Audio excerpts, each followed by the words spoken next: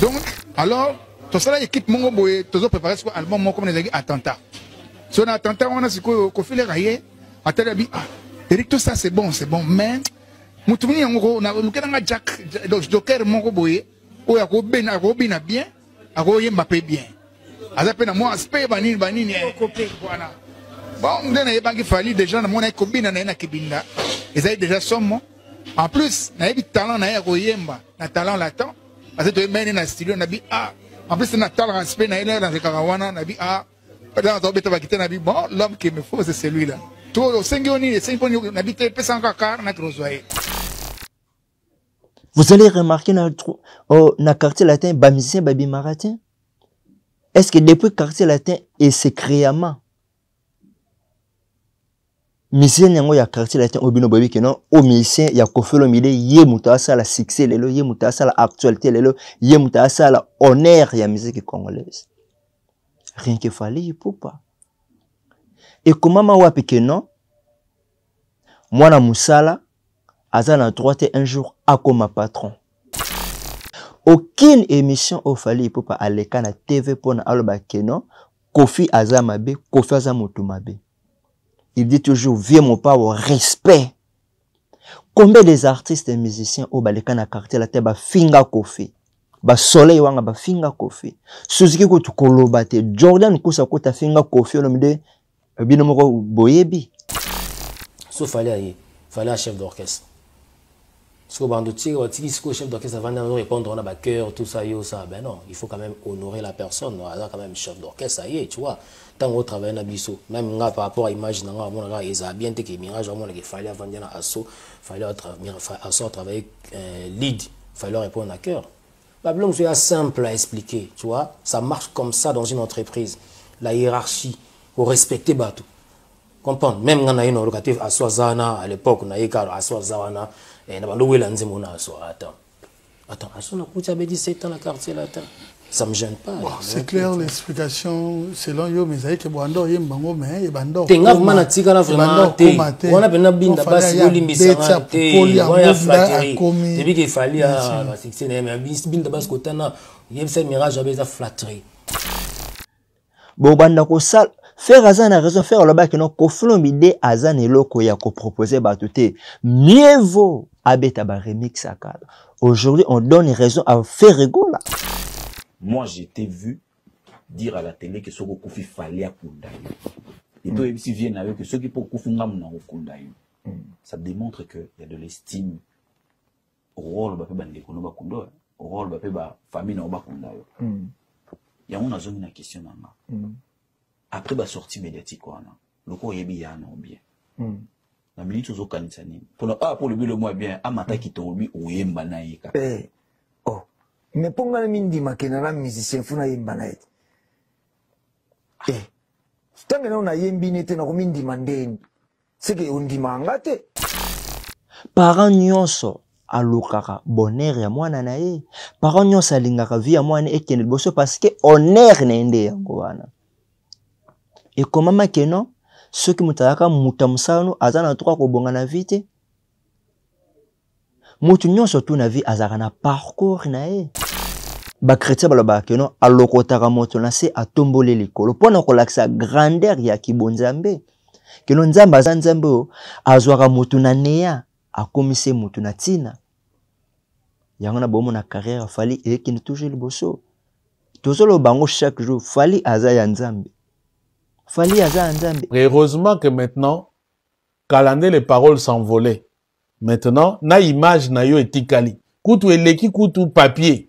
Pour papier au commis, el mo ko wanga na oke no ngam na komaki te ngam na lobaki te. Kaka yo moko Kofi okoleka na ba émission, o te ba olukelanga liwo, o ba olukelanga bo. Le contraire nzoka yonde olukelanga bat nzusu liwa. Yozo bossa na keno Kofi Olomide oleka na se ya makolo ya Papa Wemba. Kofi Olomide obossa na lelo keno oleka na se ya makolo ya King Kestere Menea. Toi, monsieur Kofi Olomide, tu n'étais pas un chanteur, vous êtes compositeur.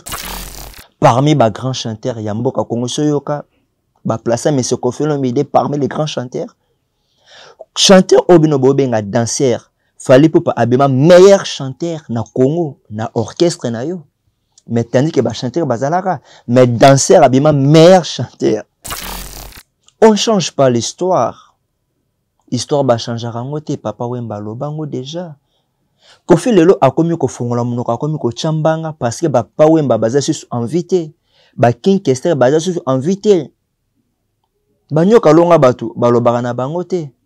Ba Redemis balobaka te. Ba Bozi Bozana balobaka te. Yango lelo ko fa comme un monopole à parole. A comme koluka. Ko sangsaka buzo bane touche na batu. Parce que ba Kester mené a baza invité ba pa Wemba baza su invité.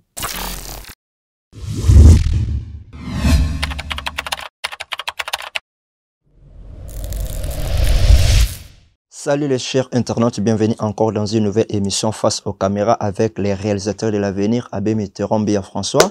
L'appellation bien contrôlée, celui qui boude, il n'a qu'à bouder. Mes chers internautes, aujourd'hui, on vient encore concernant l'histoire de Fally Ipupa par rapport à son passage dans l'orchestre quartier latin de M. Koffi Olomide. Tout le monde est comme ça, la moi, la polémique est toujours rebelle. Tomi Tuni question liboso. Est-ce que na quartier latin, il y a M. Koffi Olomide Antoine Agwepa? Artiste, musicien, obino bobenga danseur, kazalaka kamoko? Na komba Fally Ipupa? Parce que tu es bien na quartier latin, ba musicien ba belé. Mais pourquoi pas ba musicien na surtout na babima? Il n'y a que Fally Ipupa ka mutabima na quartier latin. Paf Koffi so wuti poto aye, Académie Salami. Quand les salami babasamba tira na bona poto ba buro bani ba bani na bona poto ba bona bango ozonga ba depuis chom bazonga ka série wana depuis so savane mama le Tupac ba msusu ba tikala na poto pep senga Amérique na minde to za boto préparer album à Bercy ça non ki lukela ba musicien vite fait to préparer ba album à to ça to se préparer concert à Bercy parce que ba musicien bazate ba musicien ba tikala na poto ma bien bon tout le monde ba Sharon tout le monde ba Soleil ba Goya ba Gilson Baye ba Lola Mwana ba musicien so boye bi wana bien ba wana ba Jordan Kousa tout ça. Donc alors tout ça l'équipe mongo boye toujours préparer ce album mon comme les attentats. Sur un attentat on a ce ko file rayer atala bi Eric tout ça c'est bon mais mutumini yango na lukena Jack Joker mongo boye o ya ko bina bien ako yemba pe bien. Azapena moi aspect banini copé voilà. Bon ndena yebangi Fally déjà na mona kombina na kibinda. Ezali déjà somme. En plus, na yebi talent na ya koyemba, na talent latent.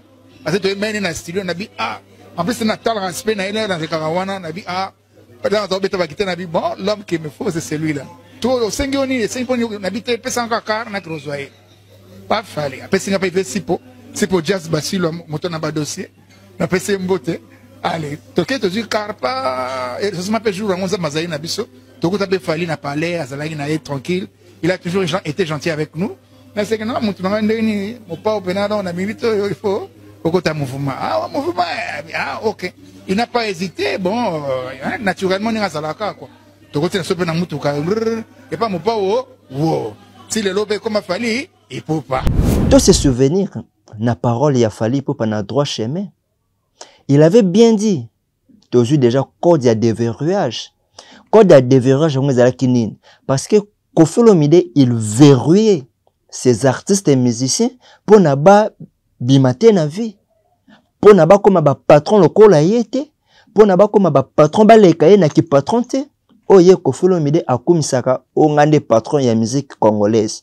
Mais okosaka ba zobo bien banane. Fally Ipupa avait déjà pris code de déverrouillage dans 3 chemins. Vous allez remarquer dans le quartier latin, ba musicien babi maratin. Est-ce que depuis le quartier latin et secrètement, musicien yango ya quartier latin obino babi que non, au musicien ya Koffi Olomide ye muta sala succès lelo, ye muta sala actualité lelo, ye muta sala honneur ya musique congolaise. Rien que Fally Ipupa. Et comment ma wapi que non? Moi na musala, aza na droite un jour à comme patron. Et comment ma wapi?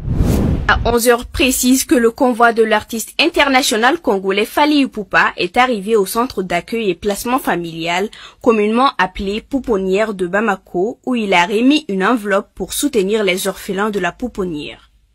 Un geste qui fait partie des habitudes de l'artiste. Nous sommes venus ce matin à la pouponnière de Bamako pour assister à la cérémonie de remise de dons de l'artiste international congolais Fally Ipupa, qui profite de son concert pour faire un don aux orphelins de la pouponnière de Bamako. Nous sommes très touchés par son geste et comme vous le savez, il a créé la fondation Fally Ipupa depuis quelques années. Donc à travers sa fondation, il vient en aide aux couches défavorisées des différentes communautés. Donc c'est dans le même cadre, en marge de son concert, qu'il fait ce don aujourd'hui aux orphelins. La directrice, les travailleurs ainsi que l'ONG AFLID se disent satisfaits et remercient le donateur. Nous, on remercie beaucoup Fally pour la visite. On est contents, les enfants sont contents, on lui remercie très bien, on lui remercie beaucoup. Et on lui souhaite bonne chance. Prochain bébé qui arrive ici, c'est Fally Ipupa. Engagé aux côtés de l'UNICEF depuis 2017 pour la lutte contre la malnutrition qui touche chaque année 10 millions d'enfants à travers la République démocratique du Congo, l'artiste est depuis le 10 août 2021 l'ambassadeur de l'UNICEF en RDC. Un poste qui consolide la cause qu'il défend depuis 2013 à travers les œuvres de la Fally Ipupa Foundation. Fally obino lelo bokoma kobenga mwana musala? Oui.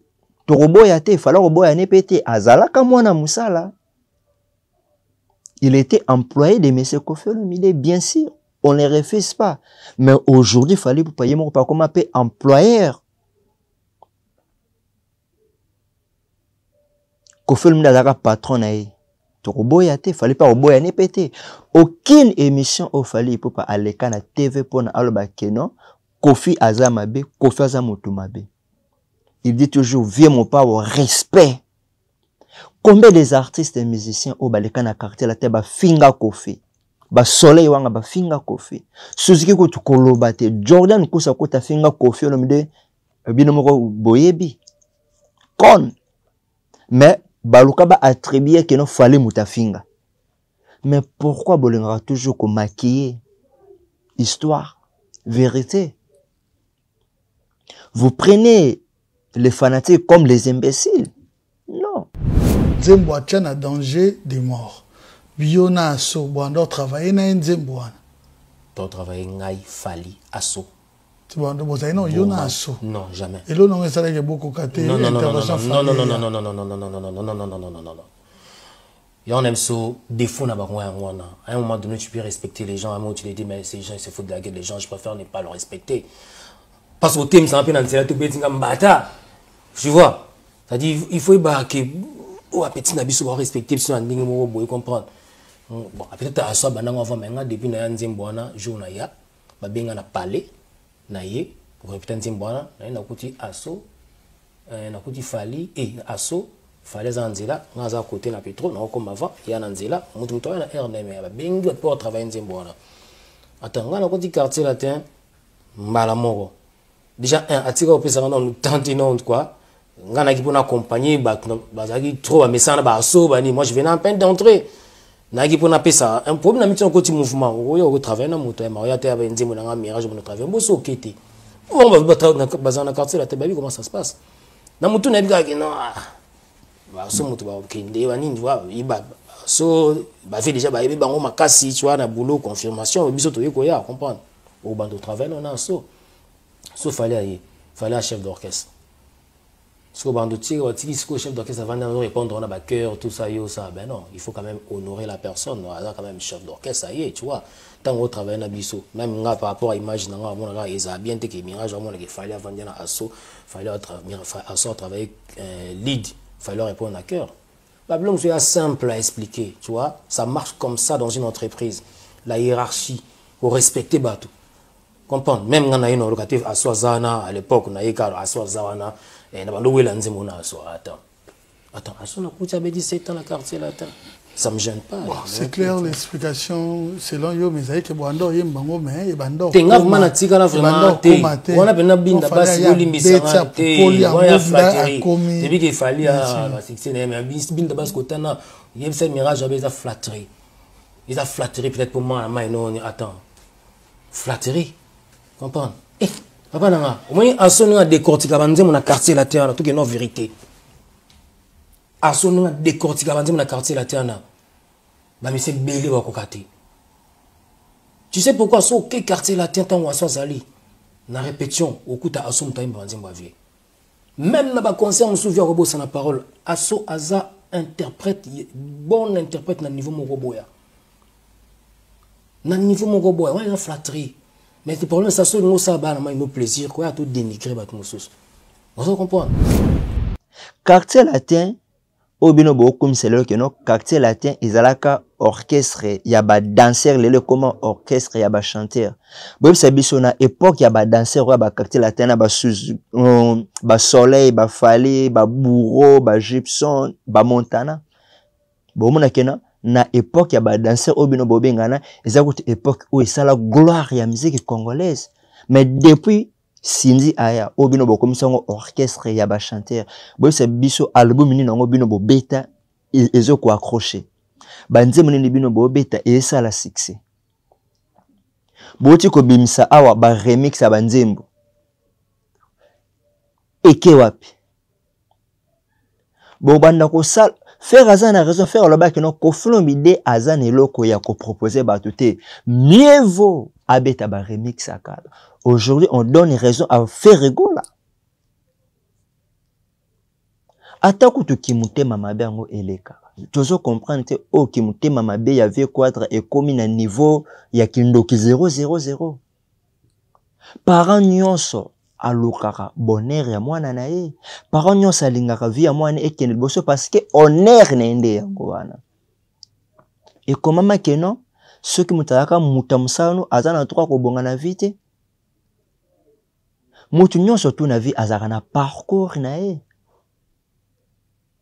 Pourquoi ba chrétien baloba keno alokotaka moto na se atombole likolo pona ko laksa grandeur ya kibonzambe keno nzamba za nzambe azwaka mutu na neya akomise mutu na tina yango na bomo na carrière fali ekini toujours liboso tozolo bango chaque jour fali aza ya nzambe fali aza ya nzambe ila batala na azana ba qualité na na ba défaut na pe mutu non surtout na ba qualité na ba défaut mais ba qualité ya fali eleki ba défaut na ebeli.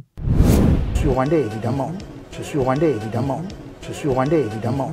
J'ai une grande famille ici. La famille est ici, donc il fallait que j'aille appeler. Na kuta na famille na bana na kesama mingi. Na bana na muke awa mais na yebinde boka na Suisse. Nazala na libanda, mais Nolanda. Nolanda kama kama évidemment. Oui, c'est mon sang. Écoutez très bien. C'est mon sang, c'est mon sang. Oui, donc na yebi, je crois que je peux encore apporter une pierre. Oui. Dans le cadre de l'éducation culturelle, il y a la jeunesse, il y a Rwanda. Nous avons un projet que le Kola Rumba est commis patrimoine immatériel, il y a UNESCO, Rumba congolaise. Oui. Nous avons un détenteur de Rumba congolaise. Et le champion sauté par Mopao. Oui. Oui. Nous avons la jeunesse, il y a Kigali, il y a Rwanda. Il y a la paix Rumba congolaise. Ah, Waya! Et je me propose en tant que professeur, oui, et Rumba congolaise, à l'université, il y a une académie à Kigali. Heureusement que maintenant, Kalandé, les paroles s'envolaient. Maintenant, na image na yo etikali. Kutu eleki kutu papier. Pour papier au commis, el mo ko wanga na oke no ngam na komaki te ngam na lobaki te. Kotinda rabatu balobara toujours mabe ya fallu. Pourquoi? Kaka yo moko kofi okoleka na ba émission, o te ba olukelanga liwo, o ba olukelanga bo. Le contraire nzoka yonde olukela rabatu nzusu liwa. Yozo bosa na keno kofelo mide oleka na se ya makolo ya papa Wemba. Kofelo mide obosa na lo keno oleka na se ya makolo ya King Kestere Menea. Toi monsieur Kofelo mide tu n'étais pas un chanteur, ozaki compositeur. Ba emene ba sale effort ba si monsieur micro ba comme monsieur musicien malgré au comme musicien mais oyebino pe koyemba kaka te parmi les grands chanteurs, Yamboka Kongo Soyoka, placer M. Kofi Olomide parmi les grands chanteurs. Chanteur Obino Bobenga danseur, fallait pour abima meilleur chanteur na Congo, na orchestre na yo. Mais tandis que ba chanteur bazalaka, mais danseur abima meilleur chanteur.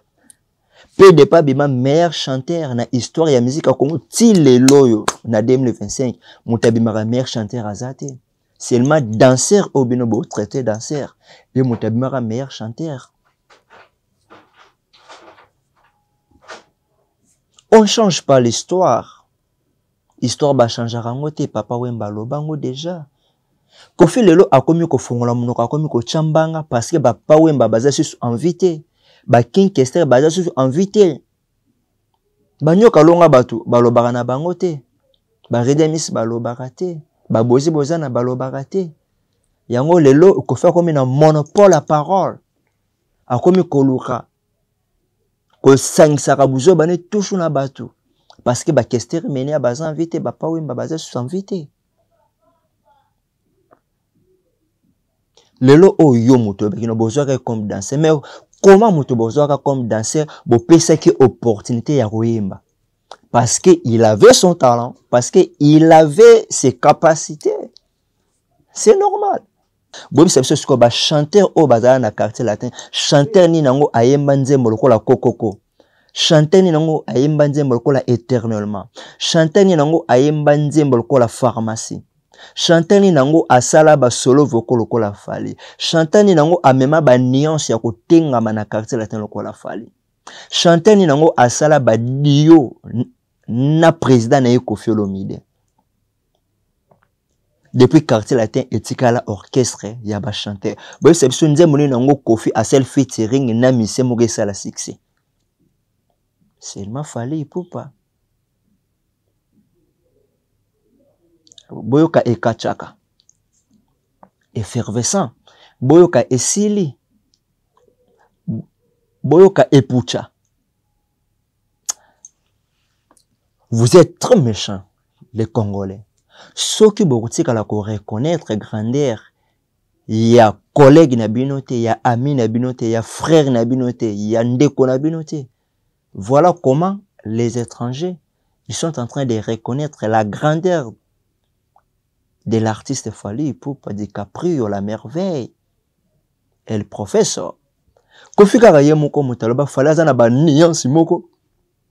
Toropesa Charlie prend ses raisons parce que Charlie prend le baki mutu o bokoki ko benga Jésus des nuances na Congo eza Fally, eza ferrete. Parce que Fally nde mutara Fally Ipupa nde mutara na ba nuance. Botala eyembe la Fally, botala ba solo voko ya Fally na quartier latin ndengni na tengamaka.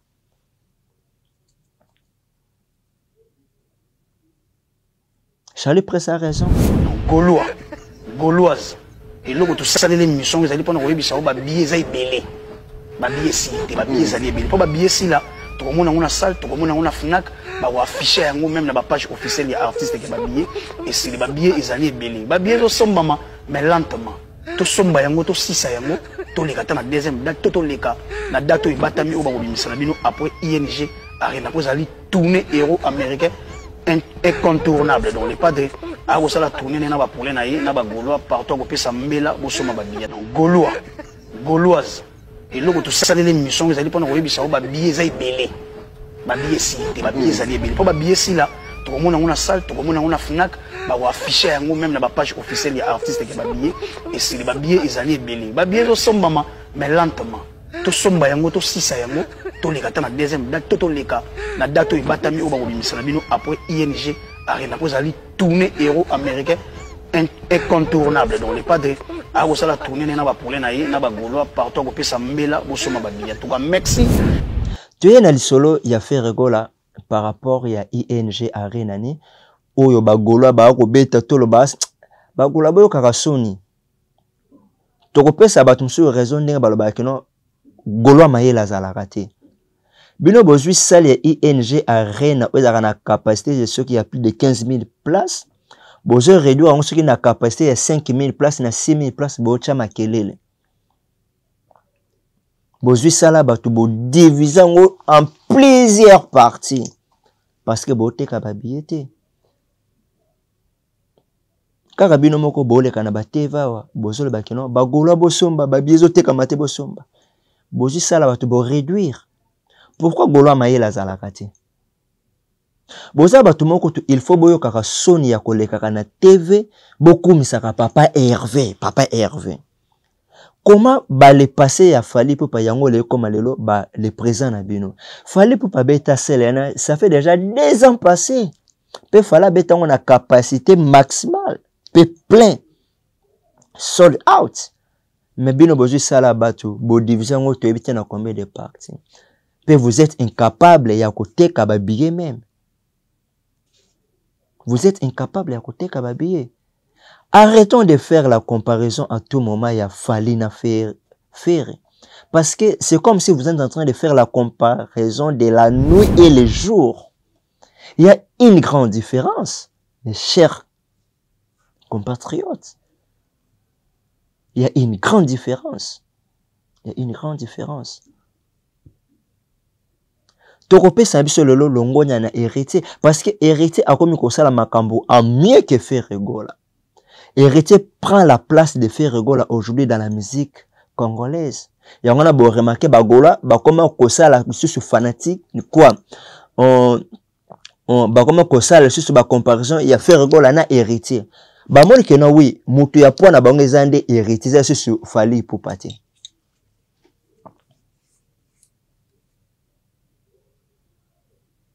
On se retrouve à la prochaine.